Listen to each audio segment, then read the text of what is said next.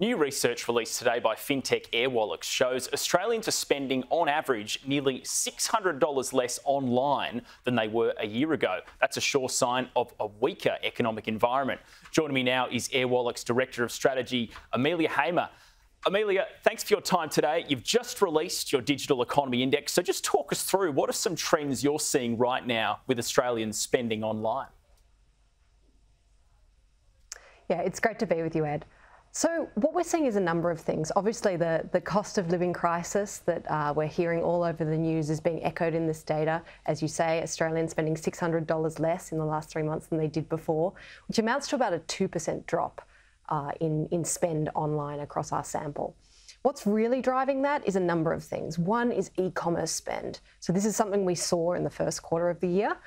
So in the January to March period, we saw a drop in e-commerce spend, and we're seeing it again. And at the start, what we thought is maybe that this is being driven by people choosing to spend instead with bricks and mortar retail.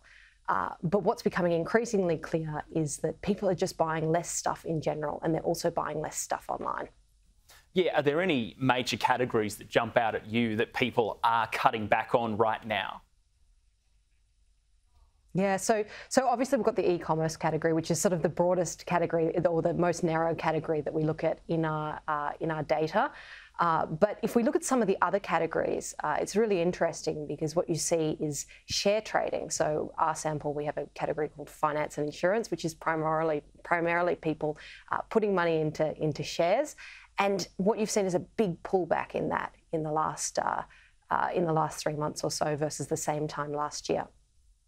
Yeah, and your data, it also looks like New South Wales spending has declined quite significantly compared to the other states. What do you put that down to? Is it the cost of living? Is it being felt more in New South Wales than elsewhere?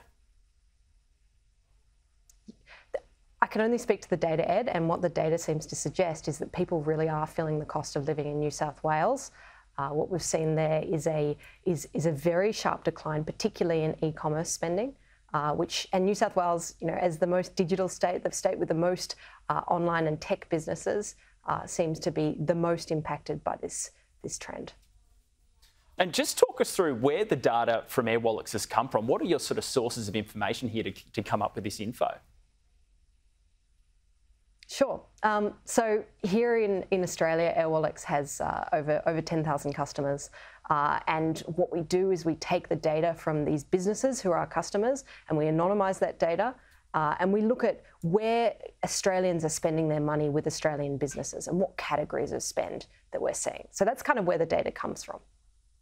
And also in the index, it looks like there was some increases, though, in a couple of categories. People seem to be spending more money on online education and travel at the moment.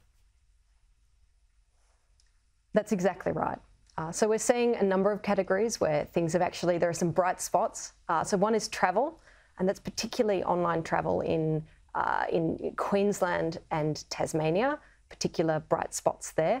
So lots of holidaymakers still going up to Queensland, still going to Tasmania, and still, importantly, booking their holidays online. So gone are the days where people went down to the flight centre in person. Now they're very much doing that online. And the second category would be education. So particularly in states like Victoria, what we're seeing is more people and more spend in education, which is a trend we also saw in the first 3 months of the year and is now being continued. And what we kind of put that down to is the fact that, obviously the borders have reopened since last year and international students are really back. And therefore, as a consequence, we're seeing more spend in online education. And look, last time we spoke, back in January, I think it was, Airwallex was on a hiring spree. You were looking to hire a lot more people. We know it's a tough jobs market at the moment. It's tough to recruit people. How's it been going? It's very much still the case that we're looking to hire more people here at Airwallex.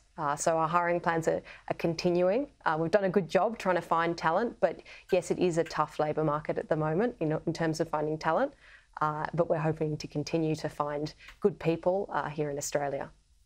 And how are your clients just feeling at the moment, just with the way the economy around the world is tracking it right now? I think it's definitely challenging. So again, we can kind of look at this data to understand that a bit better. And what you can see, for instance, is that e-commerce spend is down. So if you're an e-commerce business, it's going to be a challenging environment for you at the moment. But really interestingly, one thing that was also up was online advertising spend. So if you're a business who's an e-commerce business, not only is your revenue down, but also your cost, which is probably your largest cost, your cost of advertising to customers, is also going up quite substantially. So if you're one of those businesses, the environment at the moment is extremely challenging, and especially around the small and medium-sized end of the spectrum. Well, Amelia Hamer, Director of Strategy at Airwallex, thanks for coming on the show today. Thanks so much, Ed.